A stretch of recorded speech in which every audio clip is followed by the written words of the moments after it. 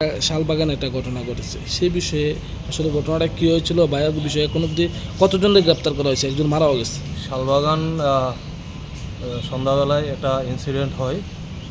দুজন লোক একটা লোকের সাথে ঝগড়া বাঁধে এবং সেই ঝগড়াকে কেন্দ্র করে ওর গায়ে ধারালো অস্ত্র দিয়ে একটা কূপ মারে, যেটাতেও গুরুতর আহত হয়। সঙ্গে সঙ্গে আমাদের পুলিশের কাছে খবর আসলে আমরা পুলিশের গাড়ি দিয়ে প্রথমত যিনি ইনজুর্ড হয়েছেন ওনাকে হসপিটাল শিফট করি, জিবি হসপিটালে, এবং পরবর্তী সময় ওই দুইজনকে এলাকার কিছু লোক মিলে ওনাকে ম্যানহ্যান্ডেল করেন। সঙ্গে সঙ্গে আমরাও ওনাকে হসপিটালে শিফট করি। হসপিটালে চিকিৎসাগত অবস্থায় লাস্ট নাইটে তার মধ্যে একজন মারা যায়, ওনার নাম রাকেশ দেবনাথ।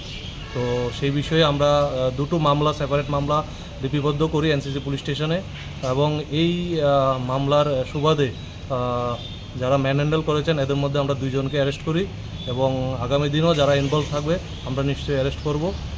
বাকিটা আমরা তদন্তে। আসলে যে প্রাথমিক তদন্তে জানা গেছে না ঝগড়াটা কী নিয়ে আসলে হয়েছিল মূলত?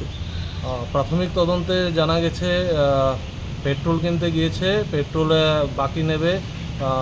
যিনি কূপ খেয়েছেন উনি একে নাকি অবজেকশন দিয়েছে যে বাকি দেওয়া যাবে না। তো এটা নিয়ে সামান্য একটা ব্যাপার নিয়েই কথা কাটাকাটি হয়। তো সেটাও আমরা দেখছি কোন দোকান থেকে পেট্রোল কিনতে গিয়েছিল, কী কিনতে গিয়েছিল।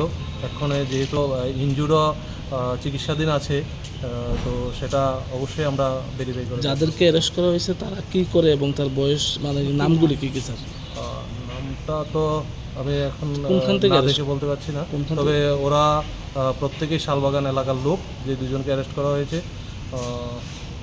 ওদের বয়স অনুমান 38-40 হবে, 40-42। তো ওদেরকে আজকে আমরা কোর্টে প্রেরণ করবো। Thank you.